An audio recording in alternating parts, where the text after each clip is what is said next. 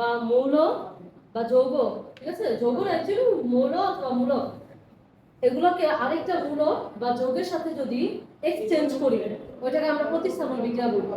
এখন আমাদের যেহেতু আমরা ইলেকট্রোফাইল নিউক্লিওফাইল এগুলো নিয়ে আমরা আলোচনা করতেছি, প্রতিস্থাপন বিক্রিয়া দুই প্রকার, ইলেকট্রোফাইল আর নিউক্লিওফাইল।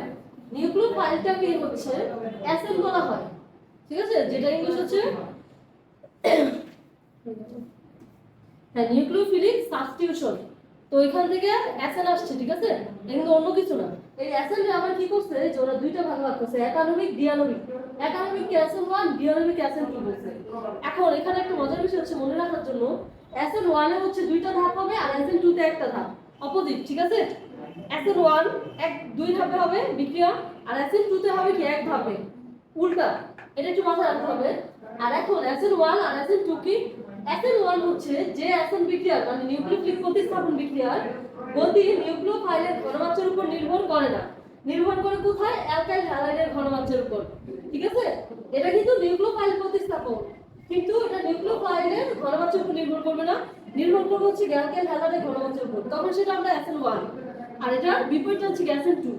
অ্যাসেন 1 সবচেয়ে বেশি ঘটবে 3 ডিগ্রি হ্যালাইডে, 1 ডিগ্রি 2 ডিগ্রি 3 ডিগ্রি সক্রিয়তা ক্রম ওইরকম ভাবে 3 ডিগ্রি হ্যালাইডে হচ্ছে, হ্যাঁ 3 ডিগ্রি হ্যালাইডে অ্যাসেন 1 আর 1 ডিগ্রি হ্যালাইডে অ্যাসেন 2 বিক্রিয়া বেশি ঘটবে। এখন বিক্রিয়া দেখি কিভাবে। আমার মেন কথা নিউক্লিওফাইলের সাথে যুক্ত হবে, যেহেতু এটা প্রথমত কথা এটাকে একটা নিউক্লিওফিলিক প্রতিস্থাপন, নিউক্লিওফাইলের সাথে যুক্ত হবে। আর আমরা ডিরেক্ট এটা থেকে এটা হচ্ছে আমাদের প্রক্রিয়া, কিন্তু ভিতরের প্রক্রিয়াটা কিভাবে হয়েছে, ভিতরে দুই ধাপে হয়। ফার্স্ট অফ অল আস্তে আস্তে ধীরে একটা প্রক্রিয়া হবে, যেটা উৎপন্ন হবে সেটা আবার দ্রুত গতিতে আমাদের মূল যৌগটা উৎপন্ন করবে, ঠিক আছে। এই গেল অ্যাসেন 1। এখন অ্যাসেন 1 তো আমরা জানি দুই ধাপে, দিলাম দুই ধাপে। অ্যাসেন 2 তে কি হয়, এক ধাপে হবে, এটাতে কোনো দ্রুত গতি ধীর গতি নাই, ঠিক আছে। এটা হচ্ছে কি 1 ডিগ্রি হ্যালাইড, ঠিক আছে। 1 ডিগ্রি হ্যালাইডের যে পাশে X থাকবে বা হ্যালোজেন থাকবে তার অপোজিট পাশ থেকে হচ্ছে যে OH হচ্ছে কি আক্রমণ করবে। এই OH এর মাইনাসটা আক্রমণ করবে কোথায়, কার্বনের ডেল প্লাসে ডিরেক্ট আক্রমণ করার ফলে একটা অস্থায়ী জটিল যৌগ সৃষ্টি হবে। আমরা কি জানি কার্বনের পাঁচটা হাত কখনো পসিবল, তাহলে কি এটা একটা অস্থায়ী যৌগ। এই অস্থায়ী যৌগটা, এই অস্থায়ী জটিল যৌগটা তৈরি হবে। তার পরবর্তীতে এটা থেকে কি হবে যে আমাদের এই যে এখানে হচ্ছে কি OH থেকে যাবে, আর এই জায়গায় আর থেকে যাবে H থেকে যাবে, H থেকে যাবে, হ্যালোজেনটাকে আলাদা হয়ে যাবে। আমরা এটার ভিতরে দেখছিলাম যে আমাদের মূলত কাজ হচ্ছে কি হ্যালোজেনটা আলাদা হয়ে যাবে, এটারও হ্যালোজেনটা আলাদা হয়ে যাবে, ঠিক আছে। এখন কত X মাইনাস, যেহেতু এটা হচ্ছে এখানে যুক্ত হয়ে গেছে, এটা এখান থেকে বের হয়ে এখানে X মাইনাস হয়ে যাবে। পটাশিয়াম হাইড্রোক্সাইডে জলীয় দ্রবণের সাথে অ্যালকাইল হ্যালাইডের একটা বিশেষ কৌশলে বিক্রিয়া সংঘটিত হয়, ঠিক আছে। আমরা জানি যে OH আর অ্যালকাইল হ্যালাইড যেখানে থাকবে সেখানে কি নিউক্লিওফিলিক প্রতিস্থাপনে কোনটা দেখা যাবে, অ্যাসেন 2, ঠিক আছে। কথা হচ্ছে এখানে যে প্রতিপক্ষ উল্লেখিত বিক্রিয়ার কৌশল ব্যাখ্যা করো, আমাদের বুঝতে হবে যে বিক্রিয়ার কৌশল মোটামুটি অ্যাসেন 1 অ্যাসেন 2 এগুলোই আসে, ঠিক আছে।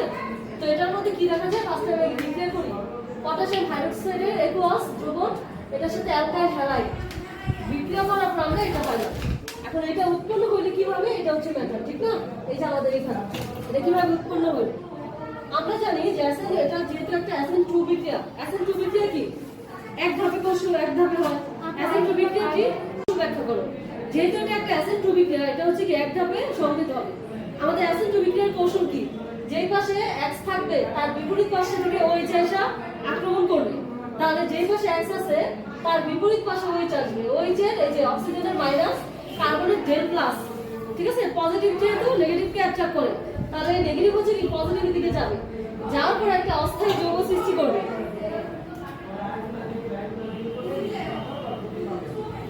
এই অস্থায়ী যৌগ তৈরি করার পর পরবর্তী ধাপে কি আমাদের মূল